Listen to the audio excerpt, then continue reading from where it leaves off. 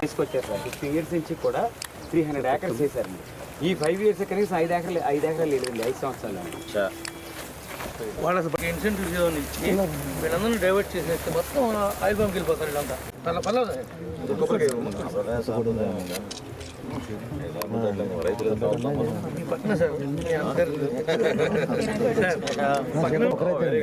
ఇదే society sir. ఆ ఊరికి కూడా ఇదే సొసైటీ.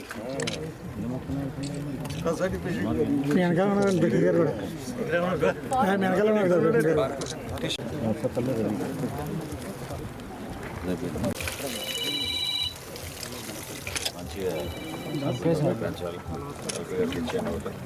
हमारा नंबर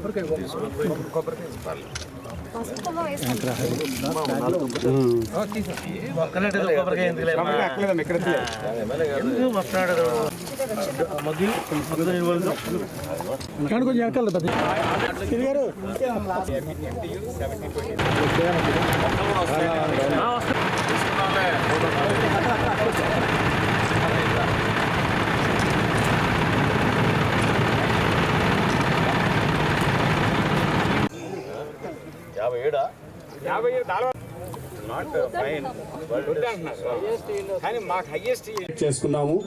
గౌరవ ఎమ్మెల్యే గారు వారి ఆధ్వర్యంలో ఈ ప్లాంటేషన్ ప్రోగ్రాం అనేది మన మంత్రి గారి దృష్టికి 2-3 విషయాలకు మించి ఎక్కువ తీసుకొచ్చే ఉద్దేశం నాకు లేదు. మొట్టమొదటిగా ఈ యొక్క పామాయిల్ మొక్కని స్వర్గీయ నందమూరి తారక రామారావు గారు పెదవేగి మండలంలో ఉండవల్లి ఎందరయ్య గారు పొలంలో మొక్క నాటారు. రెండో మొక్క రాష్ట్ర మంత్రివర్యులుగా ఇన్ఛార్జ్ మంత్రివర్యులుగా ఒక హోదాలో మొక్కను నాటింది మన మనోహర్ గారే.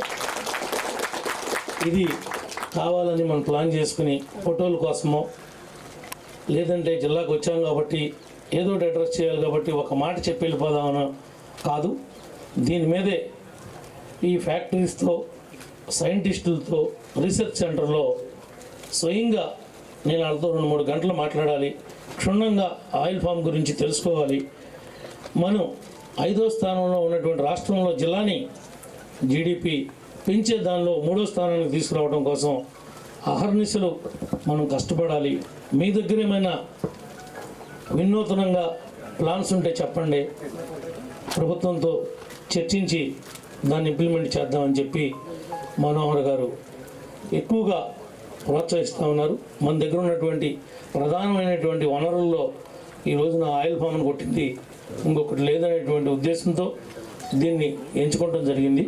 సార్, దీన్ని పెంచాలంటే కొన్ని మార్గాలు ఉన్నాయి సార్.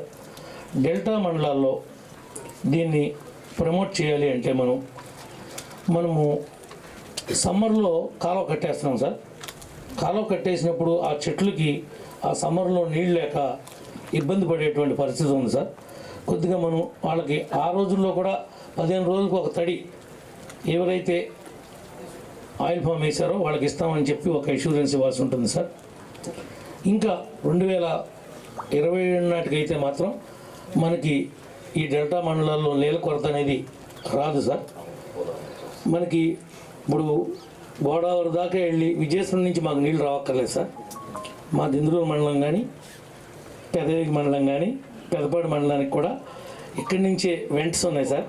ఆ వెంట్స్ ద్వారా తీసుకుని మనం నీళ్ళు ఇచ్చేటువంటి సదవకాశాన్ని ఈ ప్రభుత్వం 14-19లో ఏర్పాటు చేసింది సార్. కాకపోతే నీళ్ళు అంత ఎక్కువగా లేకపోవడం వలన అట్ల జోలికి మేము వెళ్తలేదు ఇప్పటికీ. మరి అదొకటి క్లారిటీ ఇవ్వాల్సినటువంటి అవసరం ఉంది సార్. మరొకటి ఏంటంటే సార్, ఇప్పుడు ఇందాక డీడీ గారు చెప్పినట్లుగా అనేక మంది అద్భుతంగా మీరు ఆలోచించి చక్కటి మీటింగ్ ఏర్పాటు చేసినందుకు పేరున మిమ్మల్ని అందరినీ కూడా మనస్ఫూర్తిగా ధన్యవాదాలు తెలుపుతున్నాను.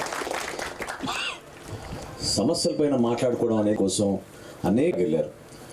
కేరళకి వెళ్ళిన తర్వాత మన రాష్ట్రానికి వచ్చి ఆ రోజుల్లో 1993లోనే 89 నుంచి అయినా కానీ సరైన ఓపెన్ చేసి మాట్లాడితే రేపు మార్నింగ్ కార్యక్రమం ఉంది కానీ నా గురించి ఎవరు పట్టించుకోలేదు. అంటే ఏంటని అడిగితే పాపం వారి తండ్రి గారు గతంలో రెవెన్యూ డిపార్ట్మెంట్లో ఒక అధికారిగా ఉండి రిటైర్ అయిన తర్వాత మామిడి తోట పెట్టుకుని పాపం ఆ నష్టాలు భరించలేక ఆత్మహత్య చేసుకున్నారు. రాత్రి 12ంటికి అతను ఆ ఫోటోలు చూపిస్తే అసలు నిద్ర రాలేదు. ప్లాస్టిక్ని మనమే రీసైకిల్ చేద్దాం. మనం ఎందుకంటే అంత పెద్ద కార్పొరేషన్ మనకి ఏలూరులో ఉంది కాబట్టి అక్కడే ఒక యూనిట్ పెట్టి ప్లాస్టిక్ని మనమే రీసైకిల్ చేసి ఖచ్చితంగా ఉచితంగానే మనం వాళ్ళ అందరికీ కూడా ఆ కటింగ్ యంత్రాంగం మనం ఇంప్లిమెంట్ మనమే ఇచ్చేటట్టు 3-4 నెలల్లో ఎన్ఆర్జీ చేసే కార్యక్రమాలు రైతాంగానికి ఉపయోగపడే విధంగా అంతిమంగా మనం అభివృద్ధి కావాలన్నప్పుడు ప్రతి కుటుంబానికి మేలు జరగాలి.